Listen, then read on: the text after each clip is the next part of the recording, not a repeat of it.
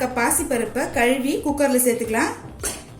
அடுத்து 2 table spoon கடலை பருப்பை 1 மணி நேரம் ஊற வச்சு சேர்த்துக்கலாங்க.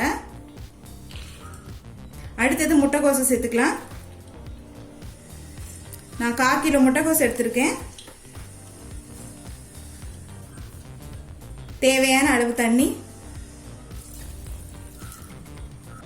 கொஞ்சம் மஞ்சள் தூள், கொஞ்சம் பெருங்காயம், கொஞ்சமா உப்பு சேர்த்துக்கலாம். எல்லாத்தையும் நல்லா மிக்ஸ் பண்ணிருங்க.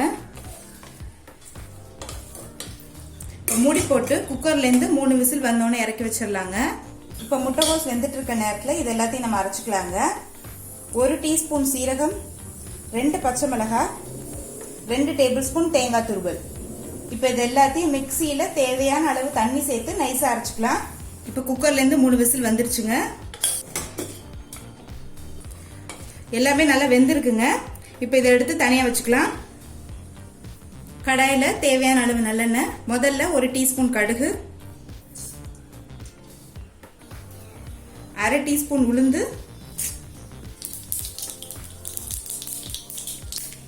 அடுத்தது கொஞ்சம் கருவேப்பிலை சேர்த்துக்கலாம்.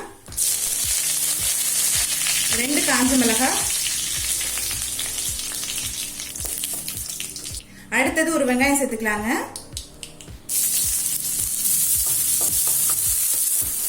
நான் தக்காளி சேர்க்க போறது இல்லை, நீங்க விருப்பப்பட்டீங்கன்னா பாதி தக்காளி சேர்த்துக்கோங்க, போதும்.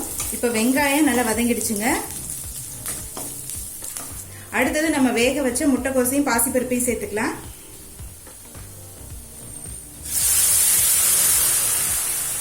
நம்ம அரைச்சு வச்சிருக்க தேங்காய் விழுதையும் இது கூட சேர்த்துக்கலாங்க.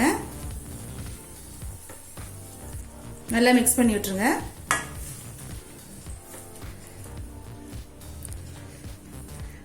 திக்கா இருக்க மாதிரி தெரிஞ்சதுன்னா கொஞ்சமா தண்ணி சேர்த்துக்கோங்க. இது கரெக்டா தான் இருக்கு, கூட்டோட கன்சிஸ்டன்சிக்கு ஏத்த மாதிரி தான் இருக்கு.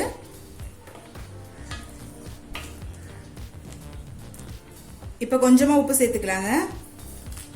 முட்டைகோஸ் வேக வைக்கும் போதே பாதி உப்பு சேர்த்துருந்தோம், அதனால இப்ப பாதி உப்பு தான் சேர்க்கிறோம். எல்லாம் சேர்த்துட்டு ஒரு 5 நிமிஷம் ஸ்லோல இருக்கட்டுங்க. இப்ப 5 நிமிஷம் ஆயிடுச்சுங்க. கோஸ் கூட்ல இருந்து நல்ல வாசனை வருது. இப்ப கொஞ்சமா கொத்தமல்லி சேர்த்துக்கலாம். இப்ப முட்டைகோஸ் கூட்டு ரெடி ஆயிடுச்சு.